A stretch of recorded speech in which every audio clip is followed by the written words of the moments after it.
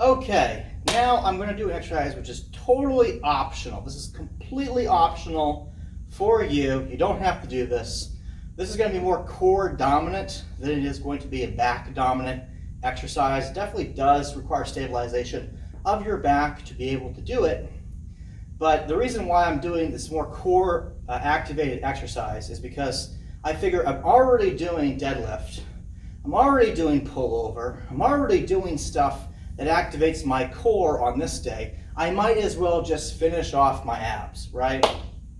And while I do have a rotary twist machine in here for the obliques, I do have power crunch machines. I'm lazy. I'm just gonna do this. And if I want to try to refine my core later on as I'm developing my physique, I might incorporate those machines into my workout. For right now, starting out, getting back into fitness, this coupled with the deadlift and the pullover, it's already sufficient, I think, for working the core. And what I'm going to be doing is an exercise often referred to as the Rocky, because this is literally what Rocky was doing during one of his montage training scenes in Rocky IV, where he was leaning over the side of a roof or something. I can't remember exactly what it was. And he had his feet being held by Polly, I think, and he was doing what I'm about to demonstrate here. It has a different name for it, but I know it as the Rocky. So this requires you to use the GHD, the glute hamstring developer, and you're going to set your feet in like this, okay? And you're going to lean all the way back, and then you're going to come all the way back up, and as you come to this range, you're going to twist with your torso like that, doing the Rockies, okay?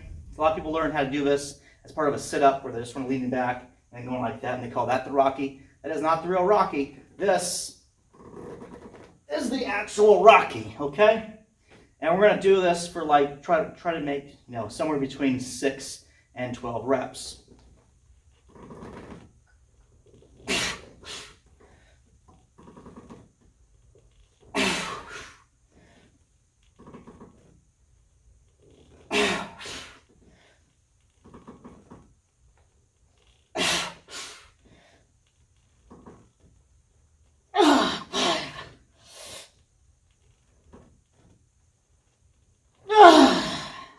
That's probably good. Okay. If you go down too far, you'd have a really hard time getting back up. But the fun thing is that you can do all the way to muscle failure on this. You're probably not going to hurt yourself. If you find the exercise easy, you can always put a plate, hold a plate on your chest as you're coming up, and don't do the oblique twist at the top of the motion. But honestly, doing deadlifts in this, you probably don't need that, especially with the pullover already being done, which does work your core a little bit. You're probably not going to have strength for that, especially where I have placed this exercise in the training program where you've already worked your lower back quite a bit. Again, we're going to do this for 4 sets.